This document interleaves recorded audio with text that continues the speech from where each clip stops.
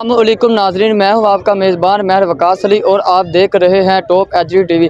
आज हम जो ज़िला कसूर की सबसे बड़ी मवेशी मंडी में मौजूद है, यहाँ पे जो मैं आपको बताता चलूँ, सुल्तान नामी बैल ने यहाँ पे पूरे कसूर में अपनी धूम मचा दी है। अगर ये इस सुल्तान नामी बैल की बात करें, इसका कद है जो 6 फुट लंबा है, जिसकी लंबाई है तकरीबन 10 फुट के करीब इसकी लंबाई है। जो ये इस बैल का मालिक है, हम उनसे बात करेंगे वो क्या कहता है। अस्सलाम वालेकुम भाईजान। वालेकुम सलाम। भाईजान कहाँ से आए हैं आप?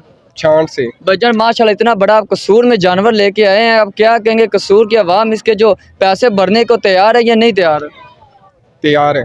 कितना आप इसका रेट मांग रहे हैं? 8 लाख। 8 लाख रुपए इसका आप मांग रहे हैं। इसका तकरीबन वजन कितना है? 15 मन। 15 मन इसका वजन। आप 8 लाख रुपए मांग रहे हैं। अभी तक आपके इसके पैसे कितने लगे हैं? 5 लाख। 5। आप कितने तक ये जानवर देंगे आप? 6.5।